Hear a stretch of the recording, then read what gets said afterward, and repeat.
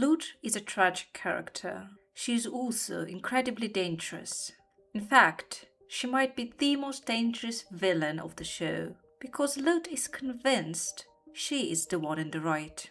Lute is one of those antagonists that were meant to be hated.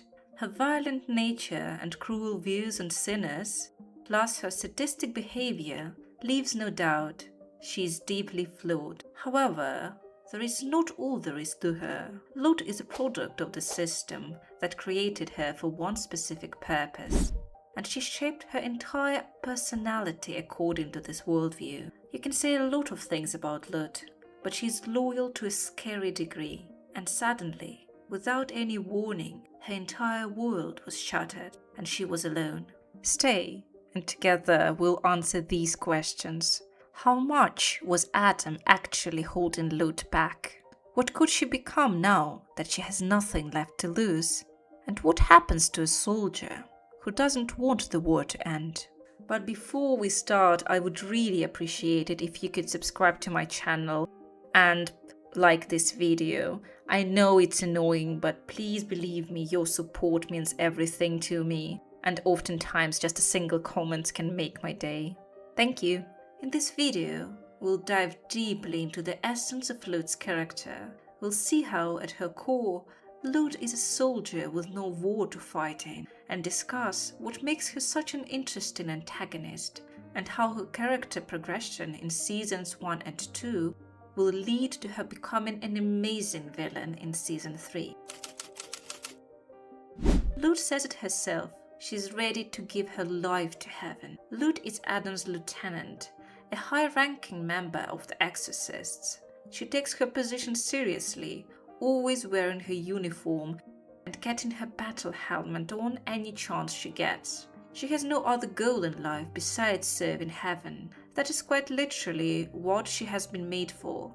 Lute is hyper-focused on her goal of exterminating sinners precisely because she sees it as, firstly, her life's purpose, and secondly, the morally correct thing to do. She has no real reason to suspect that she might be in the wrong when her whole existence has reinforced that she, Adam, and the exorcists are all on the side of good, enforcing heaven's will. Lute is, at her heart, an obedient soldier, a tool that needs to follow her leader into the battle, and does not ponder the morals of what she is doing as long as she is told she is in the right. Lute definitely sees sinners as abominations, something she has stated herself before. The realization that Lute's whole identity is tied to her being the soldier of heaven makes it understandable how fragile her mental state has become after she lost Adam, and with him, her whole sense of self. Seemingly overnight, the purpose of her existence disappeared. She is still a soldier, but with no fight to fight and no commander by her side. And that's where Adam comes in. You can't talk about Lute without mentioning Adam. These two are practically inseparable, and we do see them on screen together almost every time they appear. In life or death, they are very casual with each other and comfortable with invading each other's personal space. Despite Adam's misogynistic nature, he is often seen supporting Lute, hyping her up and complimenting her on her job. So there is no doubt left that these two are extremely close. Particularly, we see an example of this in season 2, with Lute actively mourning Adam's death, being distraught about him being gone, and basically confirming being in love with him. The loss of Adam is something that shook Lute to her very core. However, both Lute and Adam are no saints, and when they are together, they amplify both good and bad in each other. Very often they enable each other's worst tendencies, but at the same time serve as anchors to one another.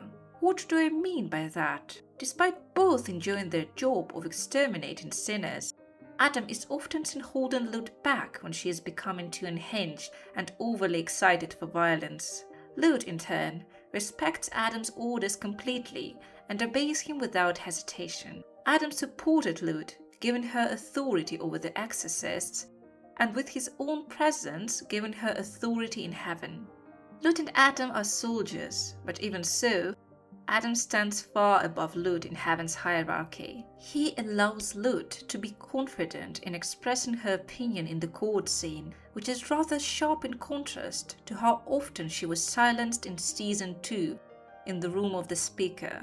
Now, to be fair, she was getting quite violent at the end of her speech, but nevertheless, she was silenced many times by the seraphim in that same scene. Adam gave her authority, but not real power. She was listened to as long as she was by his side, and with him gone, she lost the authority that she enjoyed before. But here's a real question. Why did Adam have power and authority in heaven, despite, being Adam, while Lute, his second in command, was left behind the moment he died? Lute is far more perceptive than Adam is, which is clear from their interaction with Sarah. Unlike Adam, Lute is at least able to keep her mouth shut. She also helps to ground Adam and warns him when he forgets his orders by Sarah. The loss of Adam has been such a horrible thing for Lute, because with Adam she has lost her support system, the person that has been holding her back, and the leader to whom her entire purpose of self was tied. But even more importantly, she lost someone she loved. There is much more to Lute and Adam's relationships than friends or colleagues. Lute is in love with Adam, and it's a deep feeling that she has no doubt been having for a very long time. It's something she never got the chance to confess to him, so we know it's eaten her from the inside. Lute is a soldier and takes her role as Adam's lieutenant very seriously, so the pain of not being there to protect him must have been absolutely excruciating. Power and violence are at the core of Lute's character. To fail to do the thing she was born to do, to protect her commander Adam, must be absolutely devastating for Lute. She suffers from survivor's guilt and blames herself for Adam's death. These feelings of grief, thirst for revenge, and the unresolved romantic feelings boil down deep inside of Lute. Eventually, they manifest themselves in Ghost Adam. Ghost Adam is the manifestation of Lute's guilt and longing to see him again. Of course, he is not 100% true to how Adam truly was. Vivian said it herself. This is just the idea of Adam that Lute has. But she does know him well enough for it to be quite close to the original. Ghost Adam is created with the purpose of guiding Lute and encouraging her to take action. Adam has always been somebody who guided Lute and pointed her sword in the right direction. So now that there is no commander to show her the right way, she's lost, and she needs someone to command her. Lute still respects the hierarchy of heaven, but the question is, for how long? With Sarah changing her mind about redemption, Lute's whole system of belief is shattered. Lute's mind is trying everything it can to protect her worldview. Ghost Adam is a protective mechanism that allows Lute to keep moving forward while preserving her worldview intact. Adam reinforces her ideas that she's in the right and everyone else in the wrong. But even more than that, Ghost Adam serves as this support system that Lute very clearly lacks in anybody else in heaven. She has only seen being close to Adam. She's very clearly afraid of Sarah and obeys her out of fear and out of the respect she has for the system of command of heaven, but not out of personal respect. She does not like either Abel or Peter, and her view of Emily is not entirely clear. They are definitely not friends. Lute quite literally has nobody to guide and support her besides the dead leader of the exorcists. I'm curious, what do you think? Did the real Adam share Lute's feelings? Personally, I'm a guitar spear shipper, so I really think these two horrible people completed each other. But truth is, it's possible Lute was the only one in love, while Adam was busy being Adam. Still, he was the only support Lute had in her life. So far, we haven't gotten any confirmation that people tried to comfort Lute after the loss of Adam. Quite the opposite, actually. Her grief and her sorrow are treated simply as her bloodthirst in the room of the speaker. She is brushed aside. And to be fair, a lot of Lute's statements were just her wishing to spill the demon blood and begin a full-scale war with hell. But at the same time, she is clearly suffering from survivor's guilt, unresolved PTSD, and her worldview crumbling before her, on top of losing her love. It's no wonder Lute has gone completely off the deep end at the end of season 2. The detachment from reality and utter despair to prove that she is right, together with her delusions, are the foundation that will transform Lute into a terrifying force.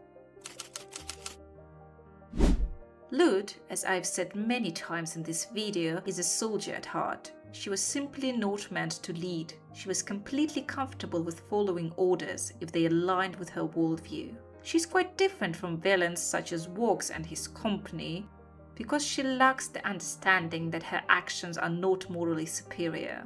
Vox knows that he is not morally correct, but he doesn't really care. He tortures, manipulates and lies because he has no moral problems with doing it. Lute, however, is completely confident that she is in the right. Sarah, second only to the Speaker of God, supported their actions before. Heaven's entire system was built on this belief that heaven is for the good people who belong there and hell is for sinners who will rot there. Lute is a heaven-born. Well, at least it's implied so. And we are shown in the show that both heaven-born and hell-born have trouble understanding the morality of humans and connecting to their emotions. Sarah was able to admit her mistakes. Lute, however, is way too stubborn for that. This does not automatically excuse her actions. Yes, she was born and raised as part of the system, but it still was her own choice to support it. Vaggie was in the same shoes, but she chose to be different. The bottom line is that Lute is both the victim and the enforcer.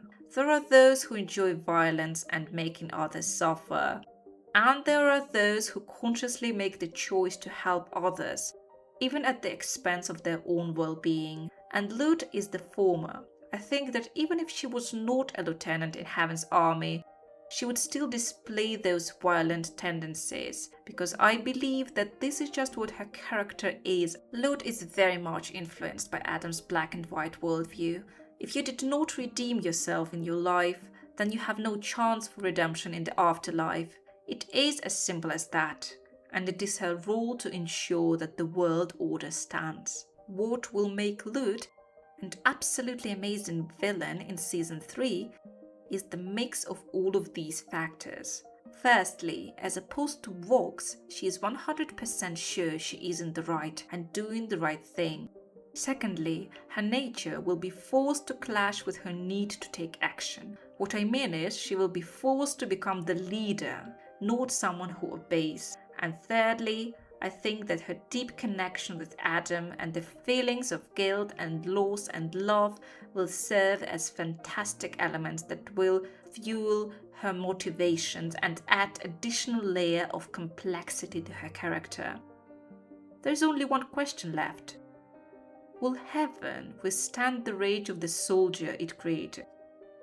In conclusion, Lute is a soldier who lost everything overnight. Her purpose in life, her closest friend and her love. Unlike Sarah, Lute doesn't want to change her ways. The only path she can see is forward. Now that she is no longer kept in check by Adam or respect for Sarah, Lute is, without doubt, the most unstable villain of Hazbin Hotel right now. In season 3, I'm looking forward to more of Lute's screen time. She's one of my favorite characters of all time, and I do hope to see Alex Brightman singing with her more. Let's see where it goes. Thank you very much for supporting my channel and staying until the very end. I really appreciate it, and I hope to see you in the next video. Again, don't forget to subscribe. Okay, bye bye.